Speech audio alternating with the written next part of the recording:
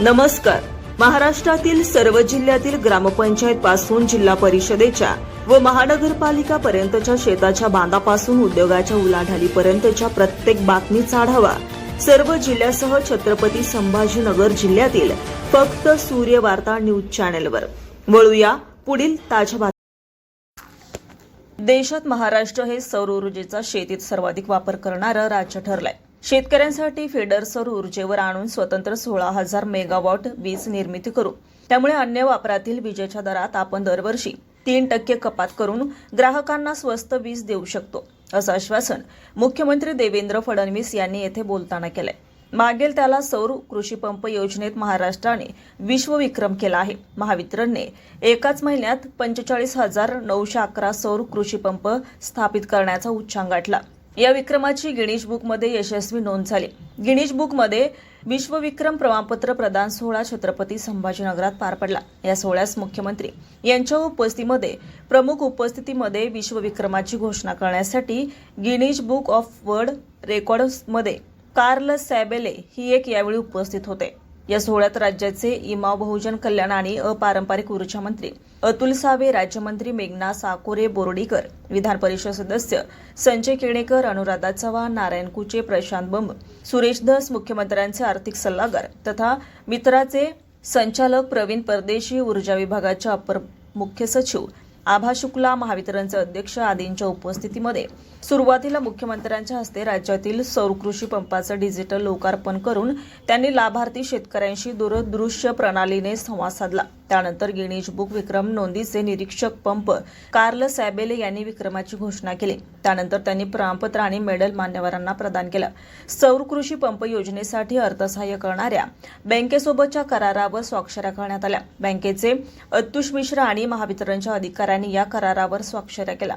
Carl सॅबेरे म्हणाले की विक्रमासाठी 35,000 pump स्थापित करणे आवश्यक होते, मात्र प्रत्यक्षात 45,911 पंप स्थापित करण्यात आले. हा एक विश्वविक्रम आहे. या प्रत्येक पंपाच्या उभारणीमध्ये कार्यान्वयन आणि सर्व टप्प्यांवर पडताळणी करूनच या विक्रमास मान्यता देण्यात आली आहे, असंही त्यांनी यावेळी सांगितलंय. मुख्यमंत्री फडणवीस यांनी आपल्या भाषणात सुरुवातीला शासनाच्या वर्षपूर्तीनिमित्त राज्यातील जनतेचा आभार व्यक्त केलाय. हे जनतेला समर्पित वर्ष होते. सगळ्यांच्या जीवनात मूलभूत परिवर्तनासाठी योजना आणल्या आणि या कार्यान्वित देखील केल्या. महाराष्ट्र थांबणार नाही, असाच पुढे जात राहील, हा विश्वास त्यांनी यावेळी व्यक्त केला. दिवसा वीज मिळावी ही प्रमुख मागणी होती. रात्री अपरात्री शेतात जाण्यात विषारी जीवजंतू, जनावरांची भीती होती. त्यासाठी शासनाने शेतकऱ्यांचे फीडर हे सौर ऊर्जेवर नेण्याचं धोरण निश्चित केलं. यातून 1,00,000 सोलर पंपची योजना आखण्यात आली. ही योजना इतकी चांगली होती की आपल्या राज्यातील ही योजना अन्य राज्यांनी जशीच्या तशीच राबवावी, असं पत्र केंद्रामार्फत इतर राज्यांना पाठवण्यात आलं. त्यानुसार कुसुम ही केंद्राची योजना तयार झाली. याच योजनेअंतर्गत आज देशात सर्वाधिक 7,00,000 पंप राज्याने बसवले आहेत. फडणवीस म्हणाले की अशा प्रकारे सौर ऊर्जेचा वापर वाढवून आपण शेतकऱ्यांसाठी स्वतंत्र 16,000 मेगावॉट वीज निर्मिती करू शकतो. शिवाय ही निर्मिती कोणत्याही प्रदूषणाशिवाय असेल. तिचा निर्मिती खर्च कमी असल्याने इतर क्षेत्राला लागणारी वीज मुबलक आणि स्वस्तात उपलब्ध होईल. त्यामुळे दरवर्षी 3% आपण विजेचे दर कमी करू, असं देखील त्यांनी यावेळी घोषित केलंय. फडणवीस यांनी पुढे सांगितलं की सौर ऊर्जेचा वापर वाढल्यामुळे सौर ऊर्जा उपकरण निर्मिती कंपन्या, वेंडर्स, कामगार, देखभाल करणारे अशा 1,00,000 लोकांना रोजगार मिळाला, असंही त्यांनी यावेळी सांगितलं.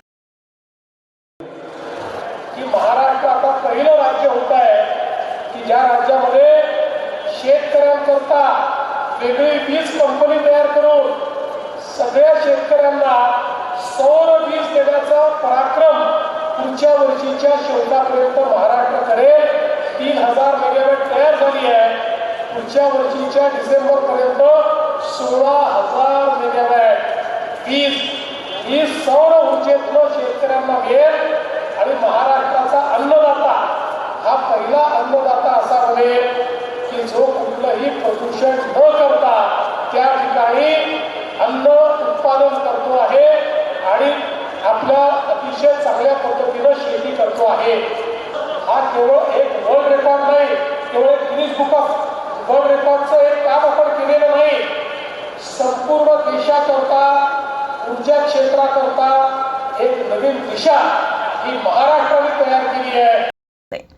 सुनील माकोडे, सूर्यवार्ता न्यूज. सोयगाव, छत्रपती संभाजीनगर.